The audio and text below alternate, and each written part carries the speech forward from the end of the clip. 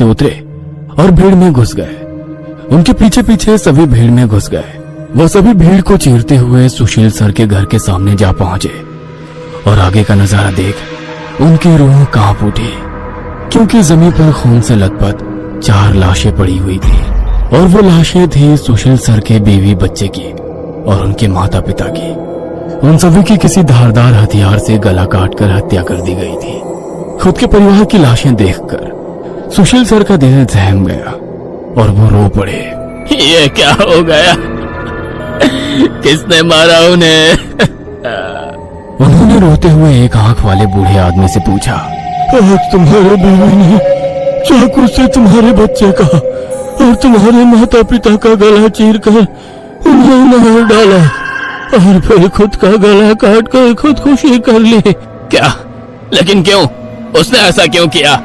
अरे तुमने ही उसे ऐसा करने पर मजबूर किया होगा, वरना वो तो बहुत ही समझदार और नेक दिल इंसान थी।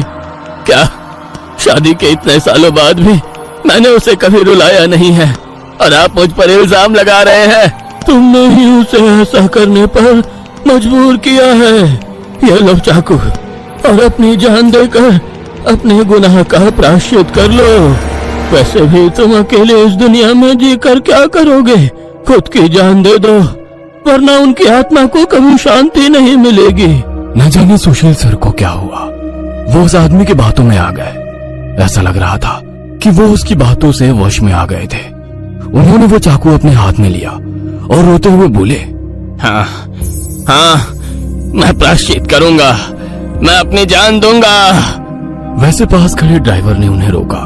अरे सर, ये आप क्या कर रहे हो? ये सब छलावा है, आपका परिवार नहीं है, आपका परिवार घर पर सुरक्षित है। तभी एक आंख वाला आदमी बोला, तूने अगर एक लफ्ज भी आगे कहा तो तुम्हें पकड़कर गांव के बीचों बीच सूली पे चढ़वा देंगे। ये सुनकर ड्राइवर डर गया और चुप बैठ गया। सुशील सर ने जमीन पर बैठकर चाकू की धार अपने गले पर रखी। सर, ऐसा मत करिए, ये सब कुछ छलावा है, इसके चंगुल में मत फंसिए सर। लेकिन फिर भी सर होश में नहीं आ रहे थे, इसलिए प्यून ने गुस्से में आकर उनको चांटा मारा।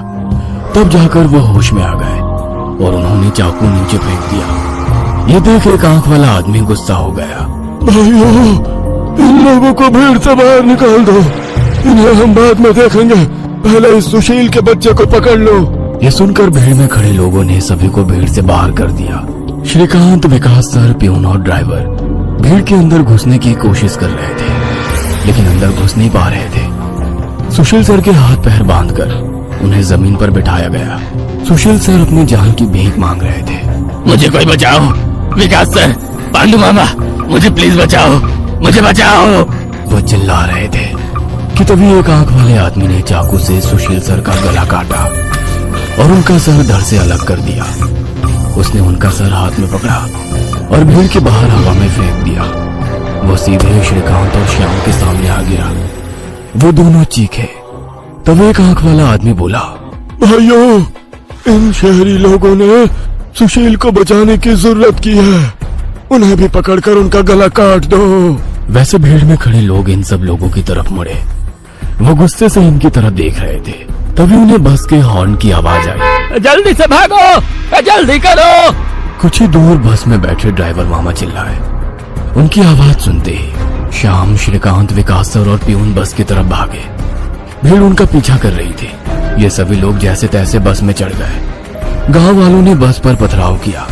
बस के कांच तोड़कर बच्चों के शरीर में उसके टुकड़े घुस गए, लेकिन उसमें से कोई भी नींद से जागा नहीं था, क्योंकि वो सब छलावे के प्रभाव से मोहित होकर सो गए थे।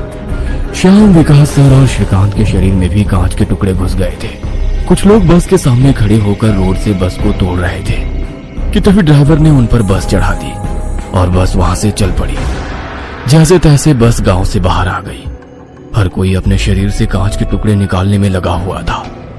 श्रीकांत अपने हाथ में घुसा कांच का टुकड़ा निकाल रहा था कि तभी प्यून वहां पर आया। भतीजे, रुक, मैं निकालता हूँ, वो बोला, क्योंकि श्रीकांत उनकी बहन का बेटा था। बस फिर से वापस जंगल में आ गई थी। न जाने कब वो छलावा उन्हें अपने गिरफ्त से छोड़ने वाला था। सुशील सर की अभी अभी मौत हो चुकी थी। हर कोई घबराया हुआ था। श्याम, अब बताओ हम क्या करें? अरे इसे क्या पूछना है, इसकी वजह से आज सुशील सर की जान चली गई है और हम सब मरते मरते बचे हैं। चुप हो जाओ। हमने उन्हें बचाने की कोशिश की, लेकिन वो खुद अपने भावना को रोक नहीं सके और इसीलिए मारे गए। इसमें मेरी कोई गलती नहीं है। श्याम सफाई देते हुए बोला। लेकिन अब हम क्या करें? हमें बस सुबह होने का इंतजार करना होगा और बिना कहीं रुके बस चलाते रहना होगा। अरे लेकिन बस में इतना डीजल भी नहीं है कि सुबह होने तक चले। अगर बस का डीजल सुबह से पहले खत्म हो गया तो हम इस छलावे का शिकार हो जाएंगे। ये भी है, ये छलावा तो मेरे सोच से ज्यादा ताकतवर निकला। आज अमावस्या है, शायद ये अमावस छलावा है। बुआ कहती थी कि छलावे के बहुत से प्रकार हैं, जिससे सबसे खतरनाक अमावस छलावा होता है। यह सिर्फ और सिर्फ अमावस की रात शिकार करने के लिए बाहर निकलता है। इसे अकेले 2 या 3 लोगों की शिकार करना पसंद नहीं है। जहाँ पर यात्री बहुत सारी संख्या में होते हैं, बस उन्हीं पर यह छलावा हावी हो जाता है। वो सबसे पहले सबसे ज्यादा कमजोर और सफर में थके हुए इंसान को ढूंढता है, उन्हें डर दिखाता है और जब उसकी डर से मौत हो जाती है तो उसके शरीर पर कब्जा करता है और बाकी यात्रियों के बीच में रहकर उन्हें गुमराह करता है। उन्हीं छलावे में बस घूमता रहता है और जब सभी यात्री थक जाते हैं तब तो उनका शिकार करता है। और मेरे हिसाब से हम जिस छलावे के चंगुल में फंसे हैं वो अमावस छलावा ही है और वो अभी हमारे बीच में ही है। श्याम डरावनी आवाज में बोला। यह सुनकर सभी के होश उड़ गए थे। लेकिन अब हम इस छलावे से बाहर कैसे निकले? ड्राइवर ने पूछा। इस पर श्याम ने कहा, अब केवल एक ही उपाय है, लेकिन इसमें खून बहने के चांसेस है। क्या है वो उपाय? छलावा अभी भी हमारे बीच किसी मृत शरीर पर कब्जा करके बैठा है। हमें उसे ढूंढना होगा और उसे मारना होगा, क्योंकि उसकी आत्मा मृत शरीर से ज्यादा मजबूती से चिपकी नहीं होती। जैसे ही हम उसको मारेंगे उसकी आत्मा मृत शरीर छोड़ देगी और फिर वो किसी मृत शरीर में घुस नहीं सकेगी, क्योंकि एक अमावस छलावा एक रात सिर्फ एक ही मृत शरीर पर कब्जा कर सकता है। लेकिन हम में से ये छलावा है कौन? वो पीछे सोए हुए स्टूडेंट के शरीर में नहीं है, क्योंकि वो होश में नहीं है। वो हम 5 में से एक है। क्या? लेकिन हम सब तो जिंदा हैं। नहीं, हम में से एक पहले ही मर चुका है। उसे छलावे ने मार डाला है और उसके शरीर